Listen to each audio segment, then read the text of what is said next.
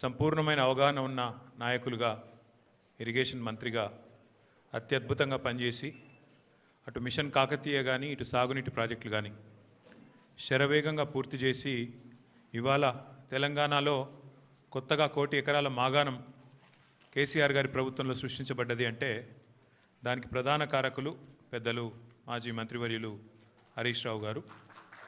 గౌరవనీయులైన party senior నాయకులందరికీ, గౌరవ శాసనసభ్యులు, గౌరవ రాజ్యసభ సభ్యులు, గౌరవనీయులైన సీనియర్ నాయకులందరికీ ఈరోజు ఇక్కడ కాళేశ్వరం విషయంలో వాస్తవాలు మరి ప్రజల ముందు పెట్టడానికి హరీష్ రావు గారు ఇస్తున్న ఈ పవర్ పాయింట్ ప్రజెంటేషన్కి హాజరైన పాత్రికేయ మిత్రులకు నమస్కారాలు.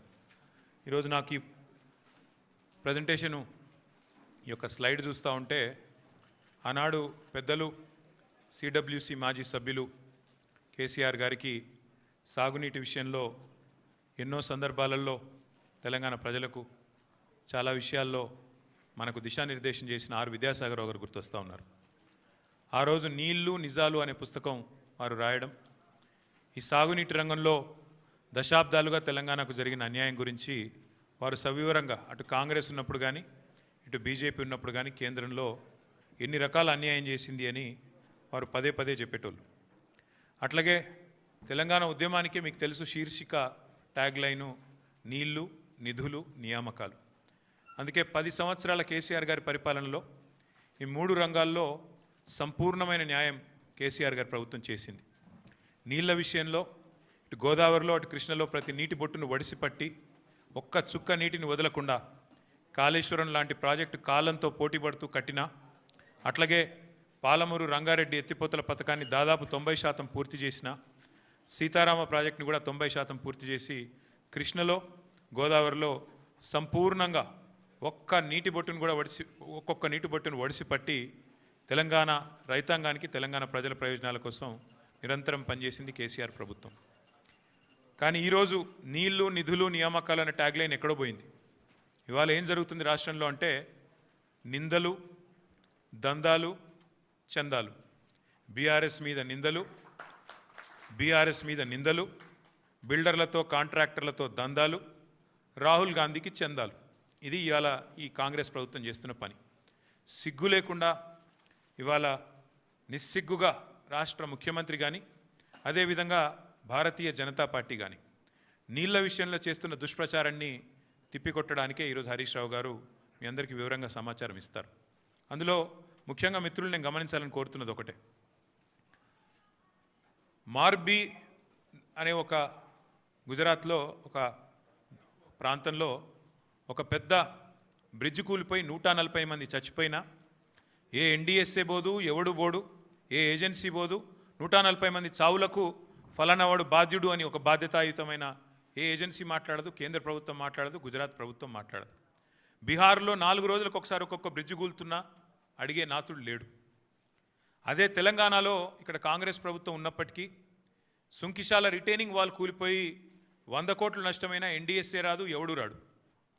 అట్లాగే ఎస్ఎల్బీసీ టన్నల్ వీళ్ళ అవినీతి కమిషన్ల కక్కుర్తితో అది నిజంగా మళ్ళా తిరిగి రివైవ్ చేసే పరిస్థితి ఉందా లేదా అని కూడా సోయి లేకుండా, కనీసం ఆలోచన లేకుండా, ఇంగిత జ్ఞానం లేకుండా పూర్తి స్థాయిలో కుప్పగూలిపోయి 8 మంది చచ్చిపోయి దగ్గర 100 రోజులు దాటిపోయినా ఇప్పటి వరకు ఉత్తమ కుమార్ రెడ్డి మాట్లాడాడు, రేవంత్ రెడ్డి మాట్లాడాడు, కేంద్ర ప్రభుత్వంలో ఉన్న ఒక్క మంత్రి మాట్లాడాడు, ఎవరు బాధ్యత తీసుకున్న మనిషి లేడు.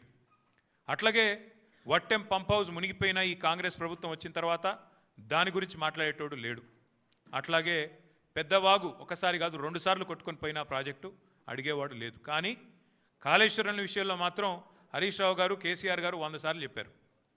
కాళేశ్వరంలో 100 కంపోనెంట్లు ఉంటే ఒక్క కంపోనెంటు ఒక బ్యారేజ్, అందులో 3 బ్యారేజీలు, 19 రిజర్వాయర్లు, 21 పంప్ హౌజులు, 100 కిలోమీటర్ల సొరంగ మార్గాలు, 1000 కిలోమీటర్ల ప్రవాహ కాలువలు ఉన్నాయి, 100 కంపోనెంట్లు ఉన్నాయి.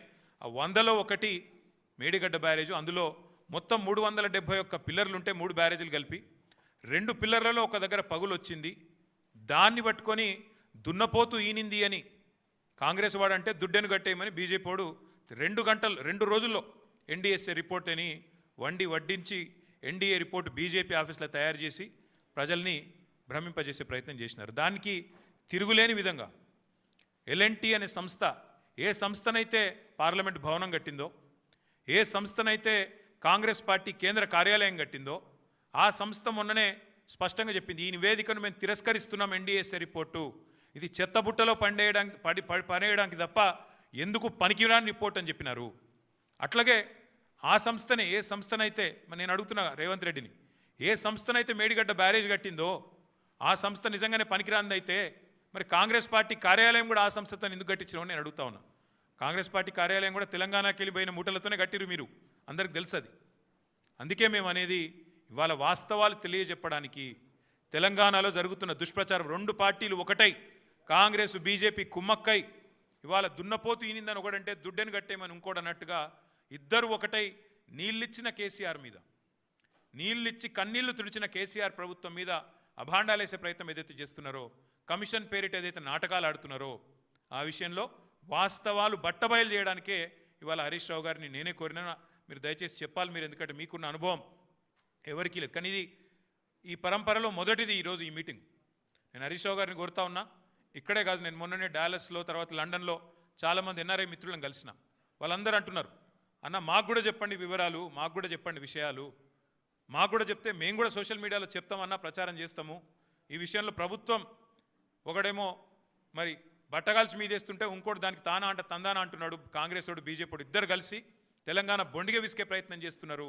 తెలంగాణ ముఖ్యమంత్రిగా కేసీఆర్ గారు చేసిన పనిని ఇవాళ కావాలని మరి దాని మీద అపవాదులు వచ్చే విధంగా, దాని మీద అనుమానాలు కలిగే విధంగా ప్రచారం చేస్తున్నారు. వాస్తవాలు చెప్పండి, మాకు కూడా జూమ్ మీటింగ్లు పెట్టండి అని వారు కోరితే హరీష్ రావు గారిని కోరినాను. అటు ఎన్ఆర్ఐ మిత్రులు కానీ ఇక్కడ ఉండే ఇంకా ఎవరన్నా మిత్రులు కూడా మేము కూడా తెలుసుకోవాలనుకుంటున్నామంటే వారికి కూడా ఇంకా కావాలంటే జిల్లాల దాకా కూడా పోతాం.